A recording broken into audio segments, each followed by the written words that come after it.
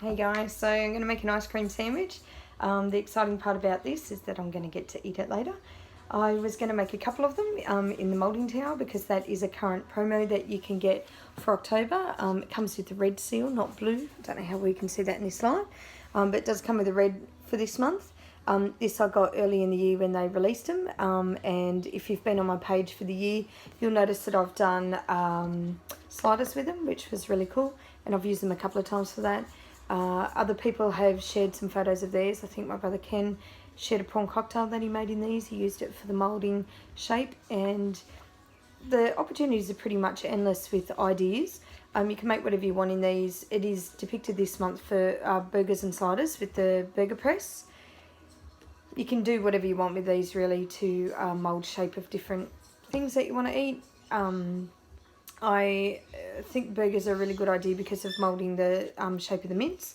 It's really easy. You just fill the container, pop it in the fridge, and take it out whenever you're ready and they're ready to go. The nice thing about these towers is they do stack together, and in the bottom of each level there is a little base in there which you can see inside the hole. So the simple thing of pretty much pushing out that base with your finger or your thumb in the bottom pushes it out, and oh, there's my second base, and you, there you go, your food actually pushes out with it as well. Depending on what food you are using in there, you can use some oil or something on the inside if you need to do that. For ice creams you don't, it just pushes out nice and easy. So I was going to make a couple of them, but when I got all these out ready to do the video, I noticed that somebody's been into my biscuits, and there's literally 2 left in there. So if anybody knows the digestive biscuits, they've now brought out a range of them that are very thin. So these are the biscuits that I'm actually going to use. That they taste just like your normal chocolate coated digestives. Very, very nice biscuit if you know someone that likes them but finds the others a bit too thick. I used wheaten biscuits and a couple of different things like Anzac biscuits and whatnot to make ice cream sandwiches at the beginning of the year, and I found they were just a little bit thick when you're trying to bite through them. So first time I'm going to try these, the last 2, so hopefully I don't break them as I make my ice cream sandwich, and we'll see how we go. So I only need 1. When I start off, I want to put one of the bases in, and you'll see on the base one is dipped on one side. Sorry, the base is dipped on one side, and the other side does have a moulded piece that goes into the hole in the bottom of your moulding tower piece. So you just push that in so it sits nice and even in the bottom. And the reason for that dip is it helps you push your food out later on. So biscuit in, I'm going to put the biscuit side down against the bottom of the tower. So my chocolate biscuit's actually going to be sitting on top. So this biscuit is a little narrow compared to the container, but that's okay. Just means that there'll be a little overflow ice cream sticking out of it, which we'll eat. It'd be nice. The Anzac biscuits and the wheaten normally do fit a better size. I'm just using Harry's ice cream that I bought at Woolies on sale. It was only $3 a tub. I'd never had it before and wanted to try it. This is peanut butter flavoured ice cream with ribbons of peanut butter and fudge. It's very, very nice. I have been enjoying it. So I'm just going to make a ice cream sandwich of chocolate coated digestive with a peanut butter ice cream in it, which I think is going to be pretty nice. So you literally just pop your ice cream in into the moulding tower. You can do it as thin or as thick as you like. As I said before, I have made them fairly thick before, and I found it was too hard to eat, so it was certainly too hard to bite through. So I'm just putting a little bit in there tonight rather than filling it right up, pushing it down with a mini spatula that I have, which makes it just really easy to get into. Just to push it down relatively even. It doesn't have to be perfect because once I put the next biscuit in, that'll push down as well. So chocolate down.